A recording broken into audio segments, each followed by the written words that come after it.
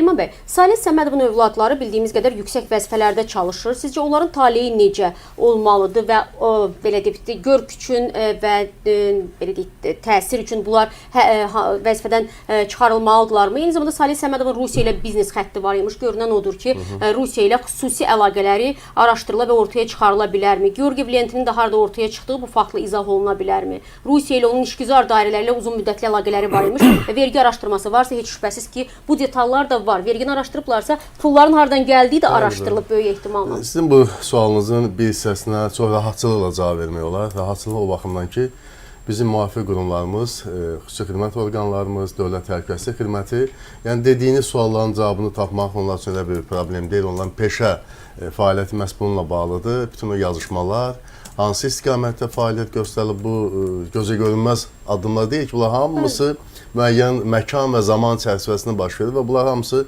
araşdırılıb üzrə çıxarılması mümkün olan məsələlərdir. Amma digər məsələlər də var ki, ona yanaşmada bir şey unutmaq olmaz ki, Azərbaycan demokratik inkişaf yolunu seçmiş dövlətdir.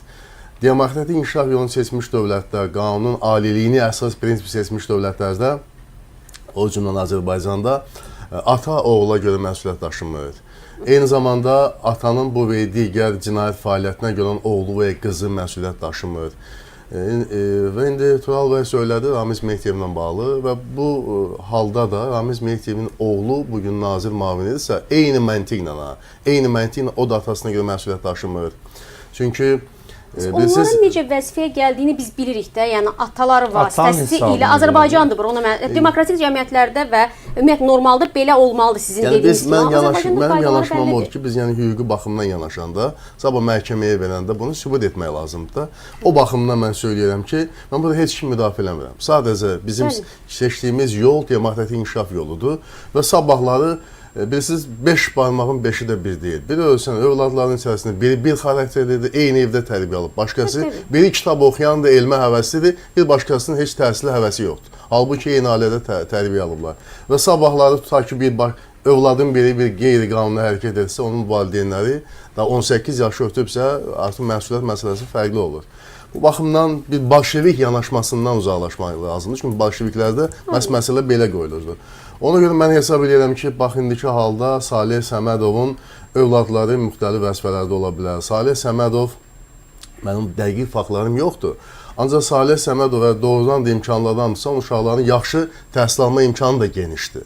Nüfuzlu ali məktəblərdə oxuma imkanı da genişdir. Çünki nüfuzlu ali məktəblərin böyük əksəriyyəti pulludur, ödənişləndir və belə olan vəziyyətdə yaxşı kadrlar da ola bilərlər. Kadrlar demirəm mən, amma ola bilərlər. Hipotetik olaraq, bəli. Və belə olan vəziyyətdə onun atasına görə bu və digər deməli təzyiq altına düşməsi, işdən çıxarılması və s. hesab edirəm ki, bizim seçdiyimiz yola ziddir. Biz demokratik inkişaf yolunu seçmişik. O başqa söhbətdir. Gün ərzində nə qədər insan işə götürülür, nə qədər insan işdən çıxarılır, cürbəcür səbəblər var. Amma atanın falan hərəkətinə görə övladı tutaq ki, yüksək keyfiyyətli kadrdırsa və buna görə cəzalansın, bizim bu dövlət prinsiplərimizə və seçdiyimiz demokratik inkişaf yoluna uyğun deyil. Ona görə də burada narahatçılıq hesab edirəm ki, əsas yoxdur. Vergi ilə bağlı məsələ, mən az öncə soruşduğum ki, yəni bu Rusiya ilə əlaqələr ortaya çıxıbmı? Təbii ki, bunlar araşdırılacaq. Bizim müvafiq qurumlar bunu araşdırılacaq ki, Rusiya bizim əsas ticarət partnyorlarımızdan biridir. Və bu nöqteyi nəzərdən bizim Rusiya ilə iqtisadi əlaqələrimizin olması və inkişafı, hətta biz bunu maraqlıyıq ki, məhz belə olsun ki, Rusiya böyük bazardır. Ancaq orada cinayət tərkibli məsələlər, bu ticarət əlaqəsinin, tutaq ki, bilirsiniz, filan güzəştlər eləyirik Azərbaycanın bir iş adamına, filan güzəştlər eləyirik. Bunun qarşılığında sən siyasi yönümlü filan addımlar atmalısan kimi öhdəliklər götürülürsə, bunda ancaq müvafiq bizim qurumlarımız üzrə çıxa bilər. Bəli, bu artıq cinayət tərkibidir, bu artıq başqa vəziyyət yaradır və nəticədə onun həbsi ilə bağlı qəti imkan tədbirinin seçilməsi üçün şəraiti təmin edir.